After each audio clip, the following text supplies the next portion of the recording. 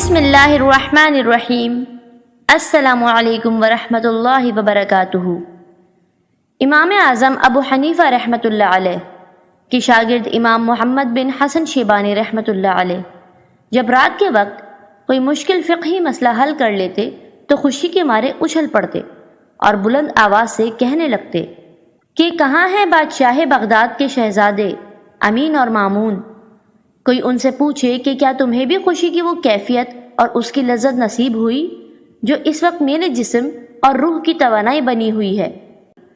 خوشی انسان کے زندگی کو بارونق اور پرلطف بنا دیتی ہے۔ جس شخص سے خوشیاں واقعی روٹھ جائیں تو اسے اپنی زندگی بوجھ لگنے لگتی ہے اور وہ تصویر غم بن کر جینے کا حوصلہ کھو بیٹھتا ہے۔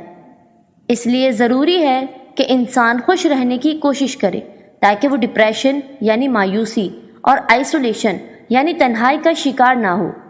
خوشی کیسے حاصل ہوتی ہے؟ خوشی اس احساس کا نام ہے جو دل و دماغ کو اطمینان اور سکون دے۔ خوشی کیسے حاصل ہوتی ہے؟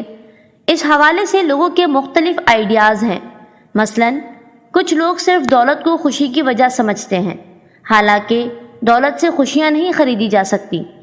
کئی امیر کبیر لوگ طرح طرح کی بیماریوں، گھریلو ناچاکیوں، کاروباری رنجشوں اور بھتہ خوروں کی دھمکیوں میں گھرے ہوتے ہیں۔ اس کے باوجود بہت کم لوگ ایسے ہیں جو یہ سمجھتے ہیں کہ غریب انسان بھی خوش رہ سکتا ہے۔ کچھ لوگ یہ سمجھتے ہیں کہ بڑے بڑے اعزاز اور ایوارڈ پانے والوں کی زندگی میں خوشیاں ہی خوشیاں ہوتی ہیں، حالانکہ کئی ایوارڈ یافتگان ایسے بھی ہوتے ہیں جن کی زندگی میں سوائے اس ایوارڈ کے کچھ نہیں ہوتا۔ بعض لوگوں کا خیال ہے کہ شہرت پانے والا ہی زیادہ خوش ہوتا ہے، حالانکہ جو جتنا مشہور ہوتا ہے اس کی پرائیویسی اتنی ہی متاثر ہوتی ہے۔ سوشل میڈیا والے اس کے بارے میں جھوٹی سچی خبریں پھیلا کر اسے پریشان کرتے رہتے ہیں۔ کچھ لوگ صرف تفریح اور موج میلے کو ہی خوشی کا ذریعہ سمجھتے ہیں، حالانکہ حقیقی خوشی تفریح کے احساس سے اوپر کی چیز ہے۔ کچھ لوگ سہولیات اور آسائشات مل جانے کو ہی خوشیوں کا محور سمجھتے ہیں۔ ایک دیہاتی نوجوان کو دبئی میں گھریلو کام کی نوکری مل گئی۔ اس کے سیٹ نے اسے یقین دلایا تھا کہ تم وہاں بہت خوش رہو گے، میرے ایئر کنڈیشنڈ گھر میں ٹھہرو گے، تنخواہ کے ساتھ ساتھ تمہیں بہترین کھانا ملے گا، پہننے کے لیے اچھے کپڑے دیے جائیں گے اور تمہارا وقت اچھا گزرے گا۔ لیکن جب وہ نوجوان دبئی پہنچا تو کچھ ہی دنوں میں اداس رہنے لگا، کتنی بار تو رونے لگتا۔ اب اس کے سیٹ کی سمجھ میں بات آئی کہ اس نوجوان کے لیے ایک فلیٹ میں محدود رہنا خوشی نہیں تھی، اسے اپنے گاؤں کی کھلی فضا، اپنا گھر بار اور وہ آزادی میسر نہیں تھی کہ جہاں اپنی مرضی سے جو چاہتا کرتا تھا۔ یہاں تو اسے سارا دن کام کرنا پڑتا ہے۔ مادی آسائش اس کے لیے کوئی اہمیت نہیں رکھتی تھی، اس لیے اس کا یہاں پر دل نہیں لگ رہا تھا۔ بعضوں کو گناہوں کی لذت میں شیطانی خوشی محسوس ہوتی ہے، کچھ خوش نصیبوں کو نیکیوں میں خوشی ملتی ہے۔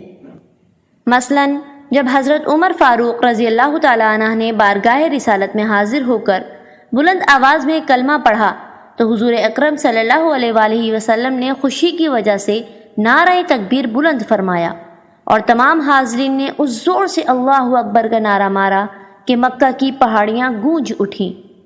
اسی طرح رسول کریم صلی اللہ علیہ وآلہ وسلم کے پاس جب حضرت اکرمہ بن حشام رضی اللہ تعالی عنہ اسلام قبول کرنے کے لیے حاضر ہوئے تو آپ صلی اللہ علیہ وآلہ وسلم ان کو دیکھ کر بے حد خوش ہوئے اور تیزی سے ان کی طرف بڑھے۔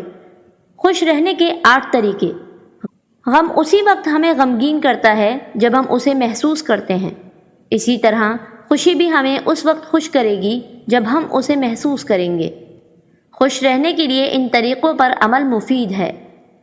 اپنے پاس موجود نعمتوں کا احساس کیجیے، آپ اپنے رب کریم کے شکر گزار بندے بن جائیں گے۔ شکر نعمتوں میں اضافے کے ساتھ ساتھ انسان کو خوشیوں سے بھی نوازتا ہے۔ اپنے روٹین آف لائف کا جائزہ لیجیے کہ کہیں آپ خوش رہنے کا وقت کسی اور کام میں تو نہیں گزار رہے، جیسے کاروبار یا ملازمت کے بعد شام کو گھر پہنچنے کے بعد بیوی بچوں کے ساتھ خوشگوار وقت گزارنے کے بجائے آپ کاروباری یا دفتری بکھیڑوں میں الجھے رہتے ہوں تو اس پر نظر ثانی کیجیے۔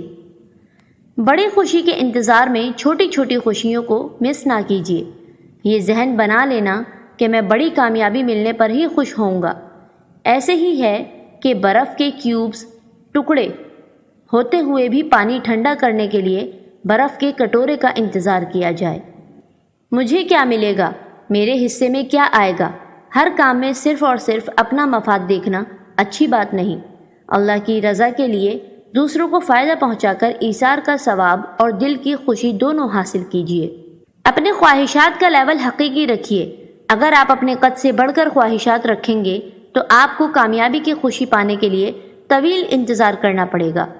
دوسروں سے اپنا تقابل کرنا ایک مثبت انداز سے ہو تو ہمیں ترقی کی راہ پر چلا سکتا ہے، اور منفی انداز سے ہو تو خوشیوں کے بجائے غم میں مبتلا کر سکتا ہے کہ فلاں کے پاس ایسی شاندار گاڑی اور گھر وغیرہ ہے جبکہ میرے پاس کھٹارا سواری اور کرائے کا گھر ہے۔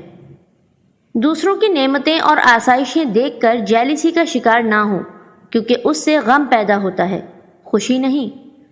خوشیوں بھری زندگی کے خواب کی تعبیر کے لیے اپنی زندگی داؤ پر نہ لگائیں۔